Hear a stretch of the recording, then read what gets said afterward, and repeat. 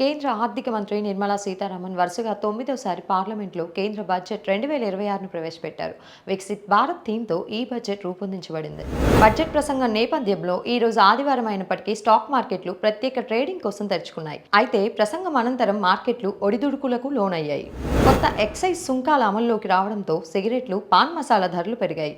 అలాగే LPG gas ధరల్లోనూ మార్పులు చోటు చేసుకున్నాయి. ఫోన్ ట్యాపింగ్ విచారణలో భాగంగా సిట్ అధికారులు మాజీ ముఖ్యమంత్రి కేసీఆర్ నివాసానికి నోటీసులు అందజేశారు. తెలంగాణ ప్రభుత్వ ఉద్యోగుల పెండింగ్ బిల్లుల కోసం 720 కోట్లు విడుదల చేసింది. 2022 నుంచి పెండింగ్ లో ఉన్న సరెండర్ లీవ్ల నగదును కూడా క్లియర్ చేసింది.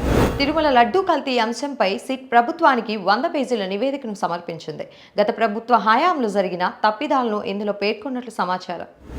భద్రతా కారణాల దృష్ట్యా ఏవియేషన్ సంస్థల ఆదేశాల మేరకు ఎయిర్ ఇండియా ఎక్స్ప్రెస్ కొన్ని విమానాలను నిలిపివేసింది. గ్లోబల్ జీడీపీ వృద్ధిలో భారత్, చైనా కీలక పాత్ర పోషిస్తున్నాయని, ప్రపంచ అధికారిక సమతుల్యత మారుతోందని ఎలాన్ మస్క్ వ్యాఖ్యానించారు. పాకిస్తాన్లో లష్కర్-ఏ-తోయిబా ఉగ్రవాది హఫీజ్ సయీద్కు సన్నిహితుడైన లెఫ్టినెంట్ కల్నల్ ఇమ్రాన్ దయాల్ గుర్తు తెలియని వ్యక్తుల కాల్పుల్లో మరణించారు.